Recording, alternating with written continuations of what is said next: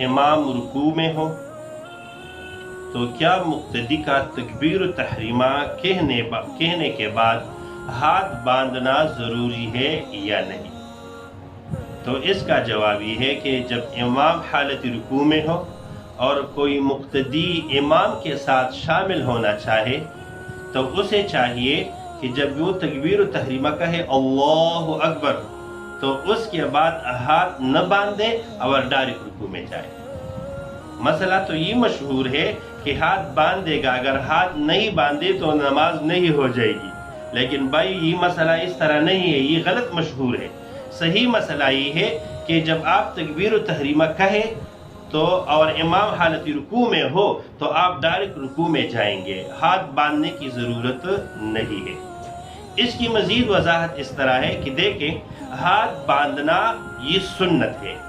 दर्स number 8 में हमने नमाज की जो सुन्नतें हैं उसमें वाज़ेह किया है कि हाथ बांधना ये सुन्नत है, और इसी तरह क़ियाम करना ये फ़र्ज़ है, इसी तरह क़िरात ये भी फ़र्ज़ है, और सूरतुल फातिहा पढ़ना ये वाजिब है। जब इमाम रुकू की हालत में हो और आप इमाम के साथ शामिल हो रहे हैं तो देखिए क़ियाम भी आपके ऊपर लाजिम नहीं है, इसी तरह क़िरात भी आपके ऊपर लाजिम नहीं है, सूरतुल फातिहा पढ़ना भी आपके ऊपर लाजिम नहीं है। बगैर सूरह फातिहा की नमाज ये रकअत हो जाएगी। तो जो फ़राइज़ है, वाजिबात है, यानी क़ियाम, क़िरात और सूरतुल फातिहा, ये फ़र्ज़ है। जब ये आपके ऊपर लाजिम नहीं है तो जो चीज़ सुन्नत है हाथ बांधना वो भी आपके ऊपर लाजिम नहीं है।